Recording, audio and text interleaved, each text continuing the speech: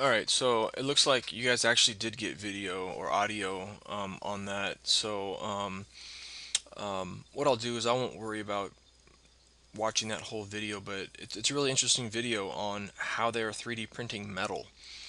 They're doing it either through laser sintering, or I think they're using electrolysis or electricity to actually allow the molecules to form. So anyway, um, there are obviously several different materials that you can now 3D print. You can 3D print plastic, rubber, ceramics, metal, and of the metals you can do titanium, stainless steel, aluminum, and so the list goes on. And as that becomes more prevalent, the price of all that's going to continue to drop. So let's keep going on the presentation. Like I said, I'm going to give you guys a link so you can feel free to go back and watch whatever video you want to watch and look at the links that I included. Um, so let's see here. We already did this. Let me just get back to where we were at. Okay, so what are the effects of 3D printing? Well, from a social standpoint, it puts the power and freedom back into the hands of the public. That means you and me. That means um, we're not limited per se to what we can produce as much and what we can make independently. Now, really, all that it takes is an individual who knows some sort of CAD software that can then um, begin to manufacture and print all kinds of things from jewelry to potentially electronics and different devices. What other effects has it has? Well, obviously China, due to 3D printing, will experience a loss of manufacturing power. I think you maybe recall me talking about this on the first day of class. Well, that's definitely the case. The more you have individuals, the more you have people 3D printing things, and as it becomes prevalent within the home and it becomes a personal device or a home product that you see in the average home in the developed countries, you're going to see a loss of production and manufacturing coming out of China. And so it's going to be interesting to see how they respond to that. And then finally, one of the effects that I don't like about 3D printing is that in some ways it puts the craftsman out of a job. The individual who typically had years and years of machining or years and years of woodworking or years and years of different other very specific trade training that that individual had can now be done with a printer. And so you're going to begin to see the lost arts of certain industries kind of vanishing. And it's too bad, but that's just kind of the way that things are going.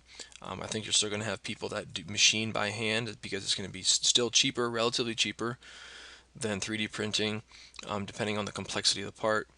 But for the most part, I think one of the sad effects of 3D printing is that you are going to lose the the the imperfection that comes with a craftsman working on something. And there's sometimes something nice and personal about having something that a craftsman worked on that isn't 100% perfect that came out of machine. All right, so finally, where does this go? Are you ready? So, in order for you to be a leader and understand where industry is going, I think it's important to understand the effects that 3D printing is going to have. Are you ready to also innovate without borders? That means now that you can begin to think about the complexity of a project not being limited by the tools but that you need to use to actually manufacture and produce it, that all of a sudden means that innovation is essentially without limits or borders. And then finally, I think you have the ability to revolutionize and change the way in which industry functions and the way that industry is working. I know that Boeing, even right now, is getting more and more of their parts 3D printed on their aircrafts just because of the perfection that they're achieving through the computer and its interaction with the technology. So anyway, that's my brief presentation on 3D printing. Be on the lookout for your assignment. Just to let you know, roughly what your assignment is going to be is you're going to be able to create a 3D printed part. You're going to use it and save it as a STL, and you're going to have roughly about $30 to work with as far as material. Now, anything over that, I'd say you're going to have to hopefully pay out of pocket. But I've got about $30 secured for each of you to print something out on the 3D printer. So if you want to do the math, um, it's $5 for every square surface inch. So it doesn't necessarily give you a whole lot to work with, and it's not an exact science either.